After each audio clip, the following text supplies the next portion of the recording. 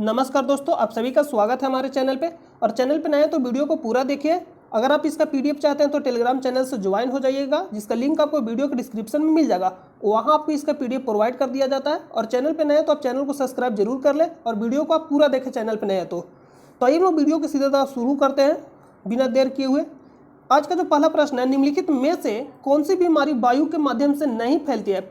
जब भी इस टाइप का प्रश्न रहेगा तो आपको नहीं पे ध्यान देना है। नहीं फैलती है से बताना कि ऐसा कौन सा बीमारी है जो वायु के माध्यम से नहीं फैलती है। निम्नलिखित में से जो ऑप्शन दिया गया है उसमें से आपको बताना है। पहला जो बीमारी है सामान्य जुकाम, निमोनिया, तपेदिक, हैजा। तपेदिक यानी टीबी तो सामान्य जुकाम में फैलता है, निमोनिया में फैलता है और तपेदिक भी फैलता है। लेकिन जो आप हैजा देख रहे हैं, हैजा नहीं फैलता है। तो हैजा फैलता है किसके कारण से? तो जो हैजा होता है जीवाणु के कारण से होता है, यानी बैक्टीरिया, यानी दूषित भोजन हो गया या दूषित पानी हो गया, यानी दूषित भोजन पेय पदार्थ खाने से हैजा बीमारी होता है। तो हैजा होता है किसके कारण से? दूषित भोजन या दूषित पेय पदार्थ खाने से हैजा बीमारी होता है। और ये होता है किससे? बैक्टीरिया यानी जीवाणु से। तो कुछ लिस्ट उसको आप देख लीजिए जो पूछा जाएगा। क्या क्या पूछा जा सकता है? जैसे मान लीजिए जीवाणु, तो जीवाणु से होने वाला रोग, जैसे में विषाणु हो तो विषाणु से होने वाला रोग क्या क्या है जो मोस्ट इंपॉर्टेंट है। तो विषाणु से होने वाला रोग में आ जाएगा पोलियो, चेचक, इन्फ्लुएंजा, खसरा, हर्पीज। ये सब क्या है? तो वायरस यानी विषाणु से होने वाला रोग है। नेक्स्ट है कवक यानी फंगी जिसको बोलते हैं। तो ये तो आपको याद होगा, दाद, खाज, दम्मा। एक क्या है? दाद, खाज, दम्मा। ये सब किससे होता है? तो कवक से होता है। और परजीवी, परजीवी बोले तो प्रोटोजोवा। प्रोटोजोवा से होने वाला रोग कौन कौन सा है? मलेरिया, पेचिस, कालाजार। ये सब किसके कारण से होता है? तो कवक के कारण, सॉरी, परजीवी के कारण से होता है। और कवक पूछेगा तो दाद, खाज, दम्मा, ये आपको याद रहना चाहिए। जीवाणु यानी बैक्टीरिया जिसको हम बोलते हैं, टाइफाइड हो गया, हैजा हो गया, निमोनिया हो गया, काली खांसी हो गया, डिप्थीरिया, ये सब होता है किसके कारण से? तो जीवाणु के कारण से होता है। तो ये कुछ इंपॉर्टेंट लिस्ट है जो आपको याद रहना चाहिए। तो ये प्रश्न हम लोग कर लिए, इसका आंसर क्या हो जाएगा? राइट। ऑप्शन नंबर क्या हो जाएगा? ऑप्शन नंबर डी इसका राइट हो जाएगा। नेक्स्ट प्रश्न है जिन तत्वों में धातुओं और अधातुओं के बीच के मध्यवर्ती गुण होते हैं उन्हें उपधातु यानी मेटलॉइड कहा जाता है। निम्नलिखित में से किसे उपधातु के रूप में जाना जाता है? सीधा प्रश्न आपसे एक लाइन में यह पूछ रहा है कि निम्नलिखित में से कौन सा उपधातु है। हमें तो ये मालूम है कि जो उपधातु उसे कहते हैं जो धातु और अधातु के बीच में जो गुण पाया जाता है। तो आपसे प्रश्न कोई इसलिए इतना लॉन्ग में लिखता है क्योंकि आपको है, मतलब जो एग्जामिनर होता है आपसे टाइम पास करवाना होता है, इसलिए प्रश्न को लॉन्ग लिखता है जिससे प्रश्न को पढ़े और आपका टाइम वेस्ट हो। लेकिन प्रश्न सीधा कह रहा है कि इसमें से निम्नलिखित में से कौन सा उपधातु है, यानी मेटलॉइड है। कार्बन, आपको मालूम है कि कार्बन क्या है? कार्बन क्या है? तो कार्बन अधातु है और इस कितना होता है? C6। तांबा यानी जिसको हम बोलते हैं कॉपर, कॉपर Cu29। और आयोडीन जिसको हम क्या बोलते हैं? आयोडीन। ये प्रश्न पूछता है किस समूह में रखते हैं, यानी हाइड्रोजन ग्रुप का ये आयोडीन है, तो इसको आप याद रखिएगा, आयोडीन। जर्मेनियम, तो जर्मेनियम एक प्रकार का क्या है? उपधातु है। तो इसका राइट आंसर का जो ऑप्शन नंबर डी। तो अगर आप धातु और अधातु के बारे में जान रहे हैं तो आप इसका प्रश्न है, मतलब इस प्रश्न को आसानी से कर लीजिएगा। अगर आप नहीं जान रहे तो एक आपको वीडियो मिलेगा, मेरे ही चैनल पर आपको वीडियो मिल जाएगा जिसका नाम है इलेक्ट्रॉनिक कॉन्फ़िगरेशन। वहां जाकर आप देख लीजिएगा, केमिस्ट्री का 20% उससे कवर होता है। नेक्स्ट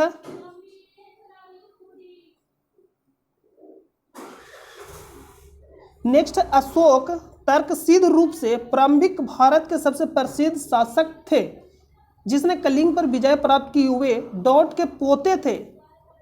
बहुत थोड़ा डिफिकल्ट टाइप का प्रश्न बना। तो सबसे पहला जो प्रश्न बनेगा, कलिंग का युद्ध अशोक ने लड़ा, और ये लड़ा कब से प्रश्न पूछता है? 261 ईसापूर्व, यानी ईसापूर्व, जिसको बोलते हैं शॉर्ट में BC। कलिंग का युद्ध लड़ा गया अशोक के द्वारा 261 ईसापूर्व, यानी जिसको शॉर्ट में बोलते हैं BC।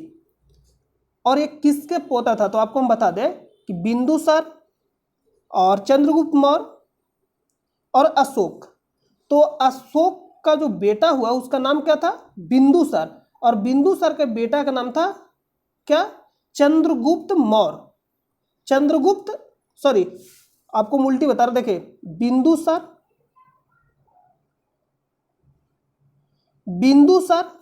हो गया। तो बिंदुसार हो जाएगा किसका, जो बिंदुसार है चंद्रगुप्त मौर्य का बेटा है। बिंदुसार चंद्रगुप्त मौर्य का बेटा, और बिंदुसार का बेटा कौन है, अशोक। तो बिंदुसार का बेटा अशोक है और चंद्रगुप्त का मौर्य का बेटा बिंदुसार है, यानी अशोक है जो चंद्रगुप्त मौर्य का क्या पोता है, तो यानी दादा लगेगा। तो यही प्रश्न पूछा कि जिसने कलिंग पर विजय प्राप्त की वे डॉट के पोते थे, तो चंद्रगुप्त मौर्य के। तो ऑप्शन नंबर बी इसका राइट हो जाएगा, क्योंकि चंद्रगुप्त मौर्य के कौन था, अशोक पोता थे, और चंद्रगुप्त मौर्य के बेटा कौन था, बिंदुसार, और बिंदुसार का बेटा कौन था, अशोक। तो ये आपको याद रखना है। मौर्य साम्राज्य से संबंधित है चंद्रगुप्त मौर्य, और चंद्रगुप्त मौर्य के गुरु थे चाणक्य, जिनका एक किताब था, जिनका एक बुक था, उस बुक का नाम क्या था, अर्थशास्त्र। अर्थशास्त्र बुक का नाम था, लेकिन उसमें जो भी बताया गया था, जैसे में पॉलिटी के, उसमें इकोनॉमिक्स के बारे में नहीं बताया गया था, राजनीति के बारे में उस किताब में बताया गया था। और समुद्रगुप्त, समुद्रगुप्त मोस्ट इंपॉर्टेंट है, और चंद्रगुप्त द्वितीय, चंद्रगुप्त द्वितीय मोस्ट इंपॉर्टेंट है, इसको नोट करें। चंद्रगुप्त द्वितीय को, और एक गुप्त साम्राज्य से संबंधित चंद्रगुप्त द्वितीय, जिसको हम बोलते हैं चंद्रगुप्त द्वितीय, विक्रमादित्य भी कहा जाता है, और इसके काल को स्वर्ण काल कहा जाता है, नोट कर लीजिएगा। चंद्रगुप्त काल के स्वर्ण काल कहा जाता है, लेकिन चंद्रगुप्त मौर्य, जैसे मान लीजिए ऑप्शन देगा गुप्त काल भी और चंद्रगुप्त द्वितीय, और प्रश्न पूछेगा किस काल को स्वर्ण काल के नाम से जाना जाता है, यानी किस काल को स्वर्ण काल के नाम से जाना जाता है। तो जो गुप्त था, जिसे हम गुप्त साम्राज्य, तो गुप्त साम्राज्य का जो शासन काल है उसको हम किस नाम से जानते हैं, तो स्वर्ण काल के नाम से जानते हैं। ये सीधा प्रश्न पूछेगा और ऑप्शन में देगा गुप्त। देखिए चंद्रगुप्त द्वितीय जो संबंधित है गुप्त काल से संबंधित है, चंद्रगुप्त द्वितीय। तो अगर ऑप्शन में दोनों दिए गए गुप्त साम्राज्य और चंद्रगुप्त द्वितीय, तो ऑप्शन जो रहेगा, जो पहला आंसर वो क्या रहेगा, चंद्रगुप्त द्वितीय, क्योंकि चंद्रगुप्त द्वितीय को, चंद्रगुप्त द्वितीय के काल को कहते थे स्वर्ण काल, जो संबंधित था गुप्त, समझ रहे, गुप्त साम्राज्य से। तो पहला जो आंसर क्या होगा, चंद्रगुप्त द्वितीय। अगर चंद्रगुप्त द्वितीय नहीं ऑप्शन में तो गुप्त, ऐसा ऑप्शन जो देगा गुप्त साम्राज्य देगा, यानी गुप्त काल को ही कहते हैं। तो ऑप्शन नंबर क्या हो जाएगा, डी। तो आप समझ गए। और चंद्रगुप्त द्वितीय के ही काल में कौन आया था, फाहियान, मोस्ट इंपोर्टेंट था, और एक चीनी यात्री था। समुद्रगुप्त द्वितीय को क्या कहा जाता है, ये आपको बताना है। समुद्रगुप्त द्वितीय को भारत का नेपोलियन, मोस्ट इंपोर्टेंट है, इसको नोट कर लीजिएगा। नेक्स्ट है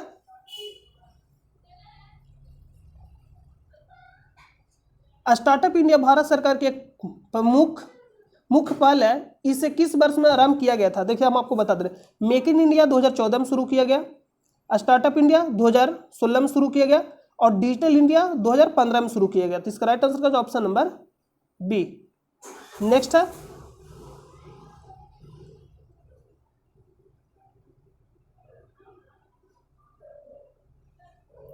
भारत का राष्ट्रीय वृक्ष कौन सा है, तो ये इजी प्रश्न है, इसका राइट आंसर क्या हो जाएगा, बरगद। तो आई होप, हम उम्मीद करते हैं कि आप जानते हो कि भारत का राष्ट्रीय वृक्ष क्या है, भारत का राष्ट्रीय पशु क्या है, भारत का राष्ट्रीय पक्षी क्या है, ये सब आप जानते हो। भारत का राष्ट्रीय मिठाई क्या है, तो ये सब आपको मालूम होगा। अगर नहीं मालूम है तो आप कमेंट बॉक्स में बताइएगा। नेक्स्ट प्रश्न है, देखिए मोस्ट इंपोर्टेंट है, बल का इकाई पूछा।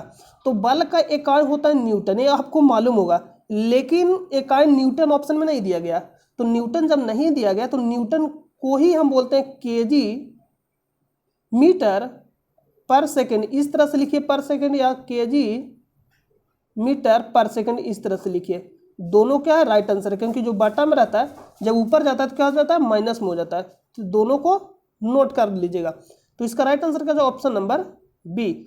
अगर जूल देगा तो जूल, जिसका मात्रा किसका है, जूल, ऊर्जा का मात्रक है जूल, और जूल को हम अगर बोलेंगे तो जे से लिखता है। लेकिन अगर मान लीजिए जे अगर नहीं देगा तो क्या देगा, kg metre square per second square, kg metre square per second square, यानी इस तरह से पर सेकेंड स्क्वायर लिखेगा, या तो लिखेगा KG metre square per second square, या तो ये नहीं लिखेगा तो ये भी लिख देता है। तो लिखेगा क्या, देखिए लिखेगा न्यूटन मीटर, न्यूटन मीटर जो जूल का मात्रक है, जूल करे ऊर्जा का मात्रक है। देखिए यहाँ मोस्ट इंपोर्टेंट एक दो जो दे रहा है यहाँ, केजी मीटर पर सेकेंड, एक किसका मात्रक है, संवेग का, इसको नोट कर लीजिएगा, संवेग। ये जो दे रहा है किसका मात्रक है, संवेग। संवेग का मात्रक कौन? तो केजी मीटर। और संवेग को हम किससे सूचित करते हैं? पी से, जिसका सूत्र क्या होता है? एम भी। और एम का मात्रक होता है केजी और भी का मात्रक क्या होता है? Metre second. इसलिए हम संवेग का जो मात्रक लिखते हैं kg metre per second. Next प्रश्न है,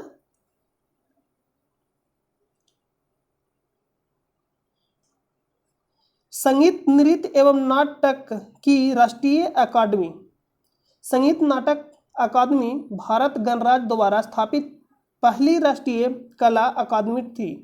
यह अकादमी कहाँ स्थित है? आपको बताना कि यह जो अकादमी था कहाँ स्थित है। तो ये कहाँ स्थित है? नई दिल्ली में। स्थापना पूछेगा तो कब हुआ था? 1953 में। स्थापना भी पूछता है तो 1953 में, इसको नोट कर लीजिएगा। स्थापना कब हुआ था? 1953 में। बेंगलुरु इसरो का जो मुख्यालय है कहाँ स्थित है? बेंगलुरु। और इसरो का स्थापना कब हुआ था? 15 अगस्त 1969 को। और 15 अगस्त 1969 को हुआ था इसरो का स्थापना। 1969 में ही 14 बैंकों का राष्ट्रीयकरण हुआ था। दादा साहब फाल्के पुरस्कार का स्थापना कब हुआ था? 1969 में। और पहली बार चंद्रमा पे मानव कब गया? 1969 में। तो दोनों तीनों नोट कर लीजिएगा। और भोपाल में एक मोस्ट इंपॉर्टेंट जो है भोपाल गैस, जो भोपाल गैस हुआ था त्रासदी, और एक कब हुआ था? भोपाल गैस त्रासदी कब हुआ था? 2 दिसंबर, यानी 2 दिसंबर के रात में हुआ था। 2 दिसंबर 1984 को हुआ था। और किस फैक्ट्री में हुआ था? से भी प्रश्न पूछेगा कब हुआ? तो 1984। किस फैक्ट्री में हुआ? यूनियन कार्बाइड का जो फैक्ट्री था वहां हुआ था। यूनियन कार्बाइड का फैक्ट्री, नाम पूछ लेता फैक्ट्री का नाम, क्या नाम है? Union carbide factory. और कौन सा गैस, मतलब कौन सा गैस साबित हुआ था? मतलब कौन सा गैस के कारण हुआ था?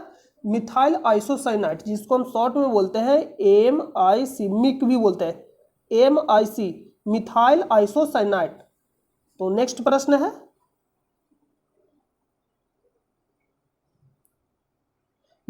है, स्वाइन फ्लू इनमें से किसके वजह से फैलता है?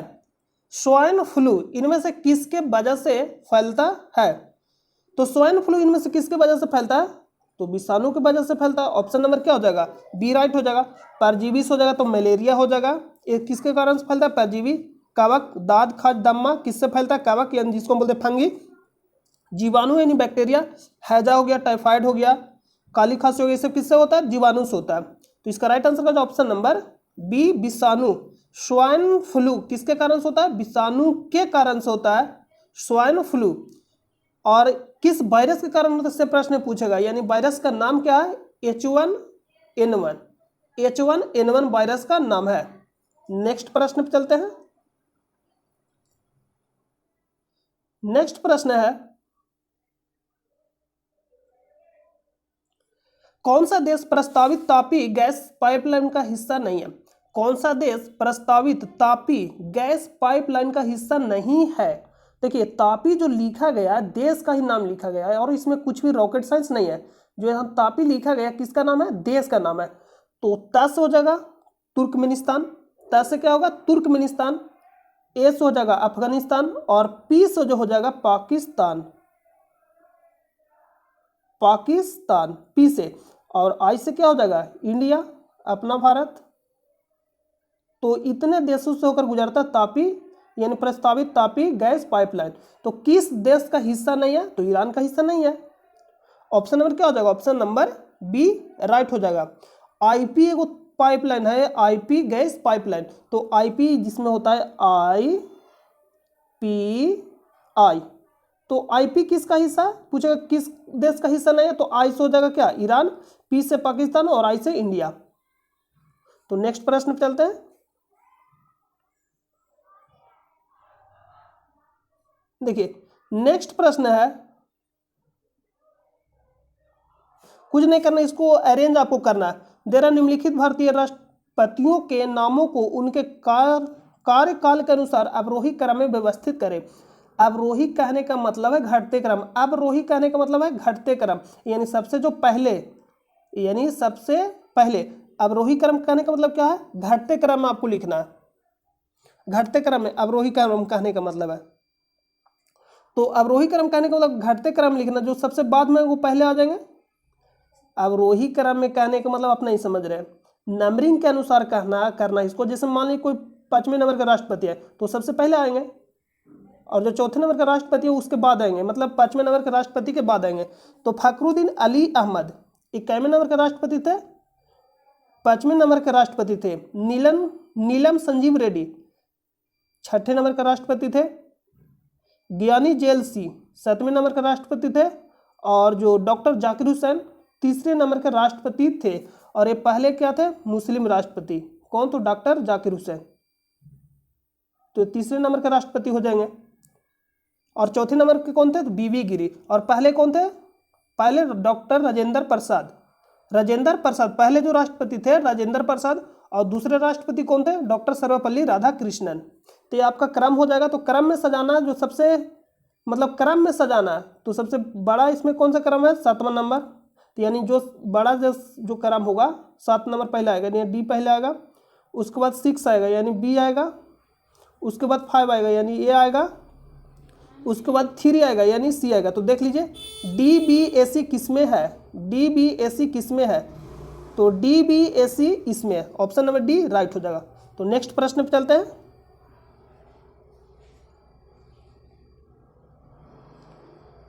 नेक्स्ट प्रश्न है सत्यमेव जयते उदाहरण भारत के राष्ट्रीय प्रतीक पर देवनागरी लिपि में अंकित है। यह उदाहरण कहाँ से लिया गया? तो मुंडक उपनिषद। ऑप्शन नंबर ए राइट है। सत्यमेव जयते कहने का मतलब सत्य की विजय होगी, मतलब सत्य की विजय होता है, मतलब सत्य की विजय होगी। नेक्स्ट है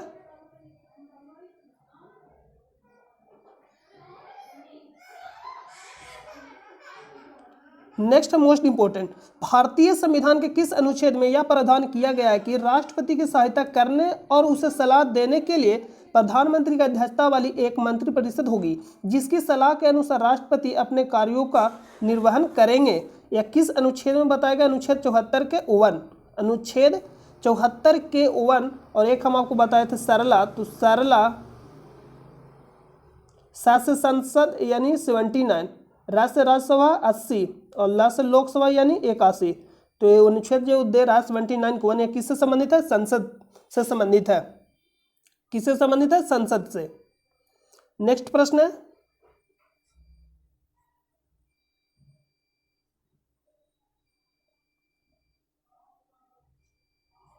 हाइड्रोजन परमाणु के 3 समस्थानिक नाम क्या है? प्रोटियम, ड्यूटेरियम और ट्राइटियम। तो बस यहीं से आपको रुकना है। तो पहला जो होगा प्रोटियम H1, देखिए पहला होगा H11, दूसरा होगा H2। सिर्फ क्या होता है?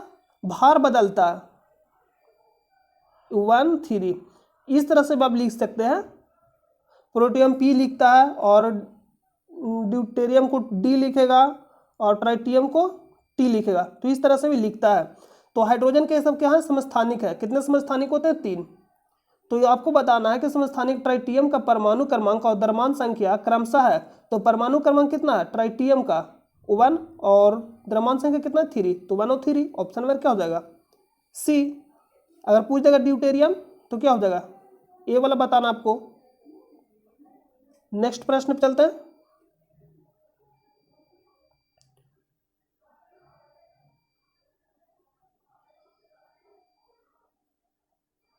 नेक्स्ट प्रश्न, इनमें से किस नगर निकाय की दिसंबर 2020 में प्रधानमंत्री आवास योजना के अंतर्गत भारत में सर्वोत्तम प्रदर्शन करने वाला नगर निगम घोषित किया गया? नाम क्या? विशाखापट्टनम। और ये स्थित कहाँ है? विशाखापट्टनम स्थित कहाँ है ये आपको बताना है कमेंट बॉक्स में। हैदराबाद तेलंगाना हो जाएगा, इंदौर MP, चेन्नई तो आप देख ही रहे हैं चेन्नई कहाँ है? तमिलनाडु में। तो नेक्स्ट है देखिए इसमें क्या करना आपको अरेंज करना। तो सबसे पहले हम आपको बता दें कौन सी घटना सबसे पहले हुआ। निम्नलिखित घटनाओं को उनके काल अनुक्रमिक क्रम में व्यवस्थित करें। वैसा घटना जो सबसे पहले हुआ उसको पहले रखना और जो बाद में घटना हुआ उसको बाद में रखना है। तो जालियांवाला बाग हत्याकांड कब हुआ था? 1919 में। असहयोग आंदोलन, तो असहयोग आंदोलन कब हुआ था? स्टार्ट कब हुआ था? 1 अगस्त 1920 को। 1 अगस्त 1920 को। और वापस कब लिया गया? 1922 को। और ये पूछता है कि वापस क्यों लिया गया से प्रश्न पूछेगा। तो क्योंकि 5 फरवरी 1922 को चौरी चौरा कांड होता है, जिसके कारण से महात्मा गांधी ने असहयोग आंदोलन को वापस ले लिया। तो असहयोग आंदोलन को वापस क्यों लिया गया इससे प्रश्न पूछेगा। और खिलाफत आंदोलन 1919, खिलाफत आंदोलन कब हुआ? तो 1919 और 1919 20 यही देगा ऑप्शन में, 1919 या 1920। और गांधी इरविन समझौता कब हुआ? गांधी इरविन समझौता कब हुआ? 1931। भारत छोड़ो आंदोलन 1942, ये कब हुआ? तो 1942 में हुआ। भारत छोड़ो आंदोलन 1942। तो काल अनुक्रमिक में सजाना आपको, यानी सबसे पहली घटना कौन सी हुई? तो सबसे पहली जो घटना हुई वो कौन सा हो जाएगा? ऑप्शन नंबर क्या होगा? ऑप्शन नंबर इसमें ए होगा। ओ, चंपारण आंदोलन भी दे रहा है ऑप्शन नंबर ई में। तो चंपारण आंदोलन जो दे रहा है ये कब हुआ था? 1917 में, 1917। तो आप इसको अरेंज कर लीजिए आप इसको आप। तो ए ई आ जाएगा सबसे पहले, चंपारण आंदोलन 1917 में आएगा सबसे पहले। तो ई आएगा, उसके बाद ए आएगा, उसके बाद बी आएगा, उसके बाद क्या आएगा? बी। तो आप अरेंज कर लीजिएगा इसको। ऑप्शन नंबर क्या हो जाएगा? ऑप्शन नंबर बी इसका राइट आंसर हो जाएगा। हम आपको डेट बता दिए तो आप इसको अरेंज कर लीजिएगा। अरेंज करना कुछ भी नहीं है, आपको सिर्फ डेट याद रहना चाहिए। तो नेक्स्ट है,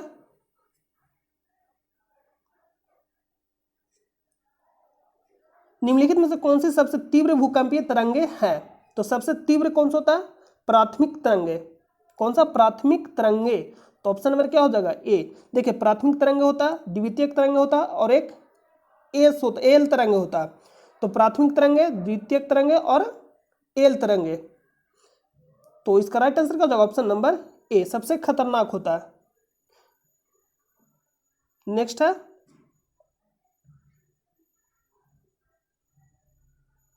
नेक्स्ट जो प्रश्न है, किसी पिंड पर लगाए गए बल द्वारा किया गया कार्य पिंड द्वारा बल की दिशा में तय की गई दूरी और लगाए गए बल की मात्रा के गुणनफल के बराबर होता है।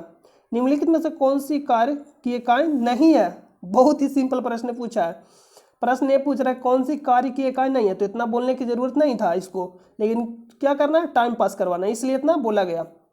तो कुछ भी नहीं, आपको बताना है कार्य की इकाई नहीं है। तो कार्य की इकाई जो अभी हम आपको बताए, KG metre square per second square, या तो इस तरह से लिखेगा, या हम आपको बोले न्यूटन मीटर भी लिखेगा या जूल लिखेगा। देखिए, KG metre square per second square, इसी को लिखते हैं ऐसे हम लोग, न्यूटन मीटर, जूल और जूल भी। लेकिन ये जो KG metre per second square दे रहा है, किसका मात्रक दे रहा है?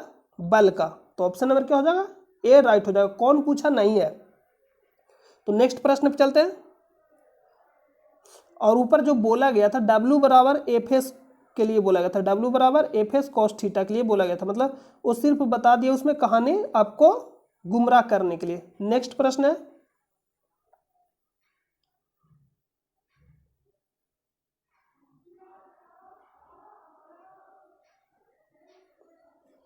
किस संस्थान में कर्मचारियों को कनेक्टिविटी प्रदान करने के लिए निर्मित शेयर्ड नेटवर्क को क्या कहा जाता है? तो इंटरनेट कहते हैं। सिंपल प्रश्न है। बोल रहा है निर्मित शेयर नेटवर्क को क्या कहा जाता है? इंटरनेट कहा जाता है, ऑप्शन नंबर सी। तो नेक्स्ट प्रश्न पे चलते हैं। भारतीय प्राणी सर्वेक्षण जूलॉजिकल सर्वे ऑफ इंडिया का मुख्यालय कहाँ स्थित है? कोलकाता में स्थित है। कहाँ स्थित है? कोलकाता में। मुंबई में आरबीआई का, नई दिल्ली डीआरडीओ, मैसूर, तो मैसूर का युद्ध जो हुआ था, आंग्ल मैसूर युद्ध मोस्ट इंपोर्टेंट था और इसके बारे में आपको बहुत ज़्यादा बताया गया है। नेक्स्ट है, भारत का पहला समुद्री पार्क पूछ रहा है। भारत का पहला समुद्री पार्क कहाँ स्थित है? तो कहाँ स्थित है? कच्छ की खाड़ी में। और स्थित कहाँ? गुजरात में। तो इसका राइट आंसर का ऑप्शन नंबर ए। जामनगर ये भी कहाँ स्थित है? गुजरात में। मन्नार की खाड़ी, तो मन्नार की खाड़ी आप देख ही रहे नीचे साइड स्थित है, तमिलनाडु के नीचे साइड। चेन्नई तमिलनाडु में पड़ता है। तो इसका राइट आंसर का ऑप्शन नंबर ए। नेक्स्ट प्रश्न पे चलते हैं। नेक्स्ट प्रश्न नहीं, क्योंकि प्रश्न सारा हो गया इंड, यानी समाप्त हो गया। तो हम उम्मीद करते हैं कि आपको यह वीडियो बहुत ही अच्छा लगा होगा। और चैनल पे नए तो आप चैनल को सब्सक्राइब जरूर कर ले। और इसका पीडीएफ आपको टेलीग्राम चैनल पे प्रोवाइड कर दिया जाता है। वहाँ इसका ही पीडीएफ नहीं, जो भी वर्तमान में एग्जाम होता है उसका ऑफिशियल पेपर वहां आपको प्रोवाइड किया जाता है। तो टेलीग्राम चैनल से ज्वाइन हो जाइएगा, जिसका लिंक आपको वीडियो के डिस्क्रिप्शन में मिल जाएगा, या आपको सर्च करना टेलीग्राम चैनल में जाकर स्टडी लिंक PDF, वहां से भी जाकर आप ज्वाइन कर सकते हैं। तो हम लोग मिलते हैं नेक्स्ट वीडियो में, तब तक के लिए नमस्कार।